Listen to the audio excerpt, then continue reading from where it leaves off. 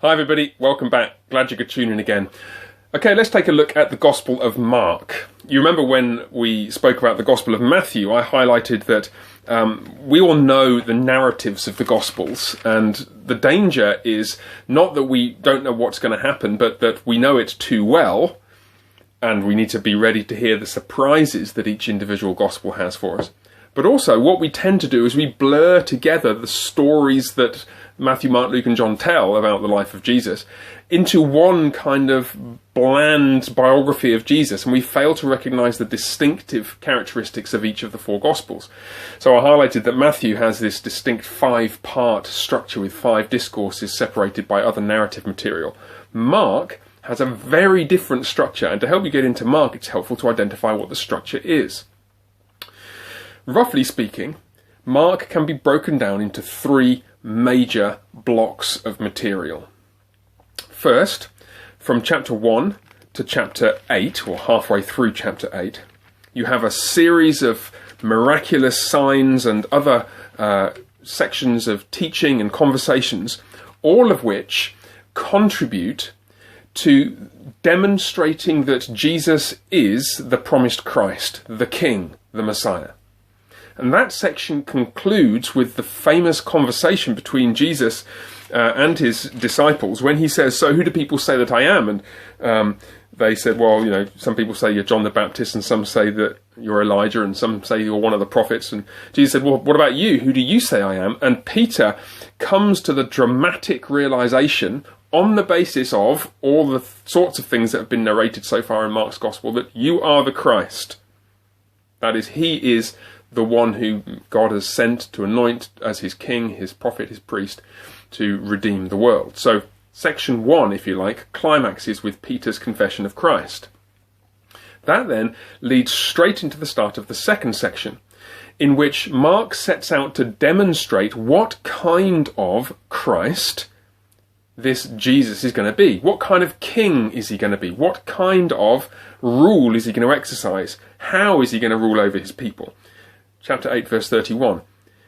Then he began to teach them that the Son of Man must suffer many things and be rejected by the elders and the chief priests and the scribes and be killed, and after 3 days rise again. And he said this plainly.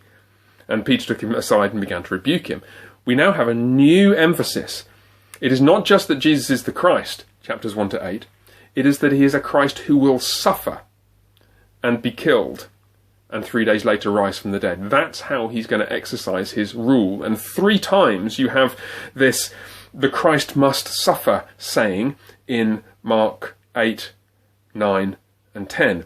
It's chapter 8 verse 31, chapter 9 verse 31 and 32, and they still don't understand the saying, and then chapter 10 verse 33 and 34, and then that flows into the famous request of James and John, where they, still not perceiving what this means for them, they say, "Well, can we sit one on your right hand and one on your left hand in your glory?" And Jesus says, "Well, it's not really for me to decide, but you need to understand," end of that chapter, towards the end of that chapter, whoever is actually going to be great among you must be the servant. Whoever wants to be the greatest must be the slave of all. And that encapsulates the message for the reader and the disciples of that central section.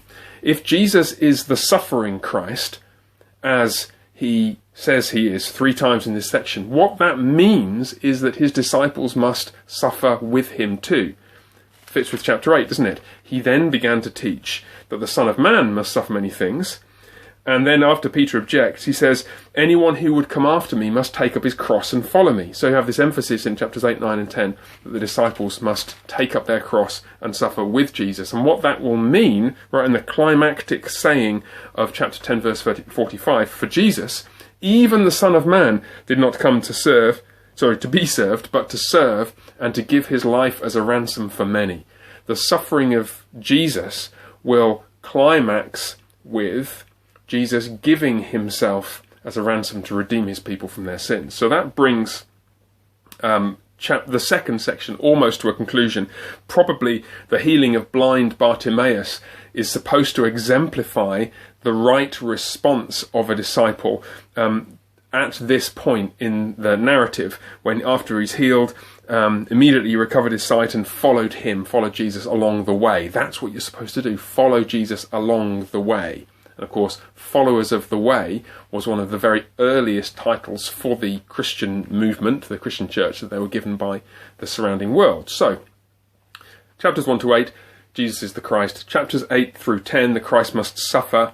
And then chapters 11 to 16, you've got Jesus' journey towards Jerusalem begins in chapter 11 and climaxes with his death and the narration of the empty tomb at the end in chapter 16. So that's the shape of the gospel as a whole. Now, a couple of questions and things that sometimes arise. One of the issues you've got to try and work through is what you think of the ending or endings of Mark's gospel. And there are various opinions on this. This is probably not something to talk about in a short video introducing the gospel, but do be aware that there are some questions about whether verses 9 to 20 of Mark 16 are part of the original text, and you may have your own opinions about that. We can talk about it some other time if you'd like to do so. Another thing that's perhaps more productive at this stage to spend a moment or two thinking about is one other internal structure that Mark seems to use quite a lot. This is something to look out for as you're working your way through the gospel with the help of the kind of structure I've outlined for you.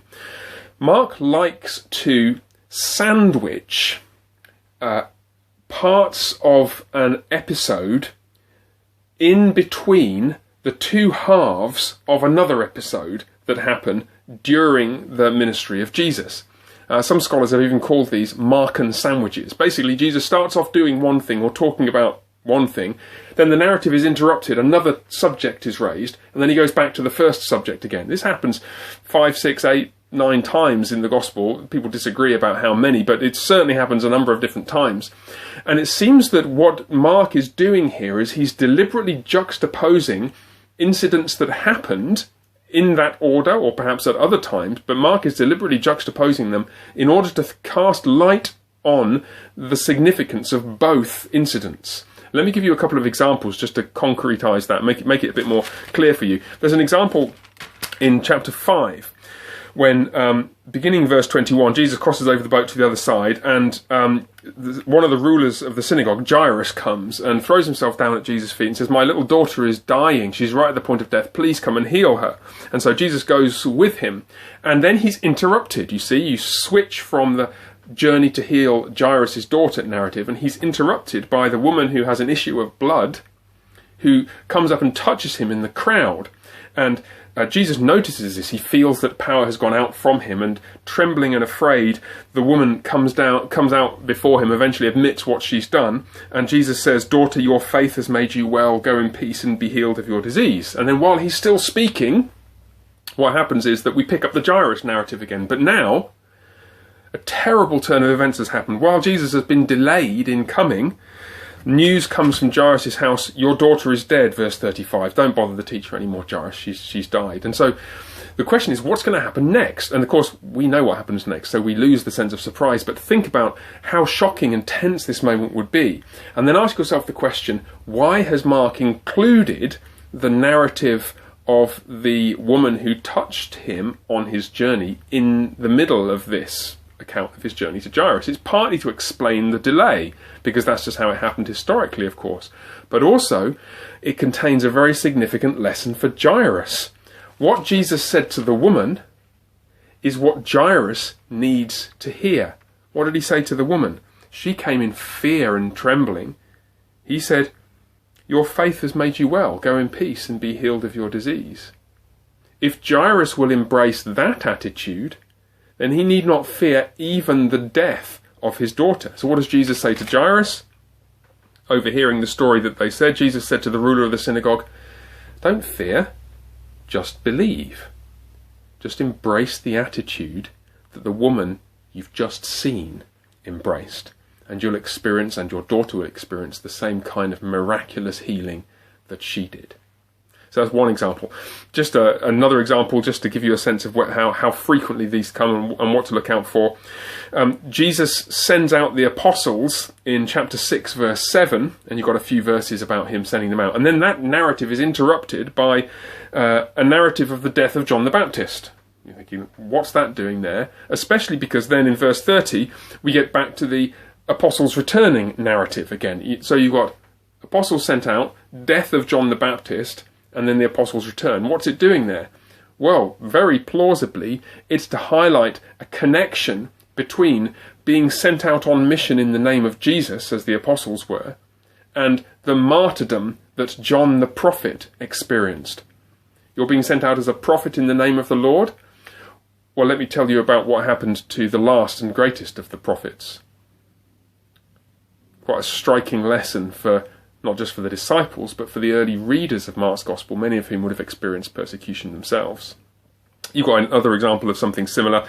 I'll let you figure this one out for yourself. It's in the beginning of chapter 11 with the triumphal entry and then the cursing of the fig tree, cleansing of the temple, and then the fig tree again. So tree, temple, tree. I'll leave you to go and figure out what that one's all about. But for now, that's probably enough on Mark's Gospel. I hope that's helpful. The Lord bless you, and bye for now.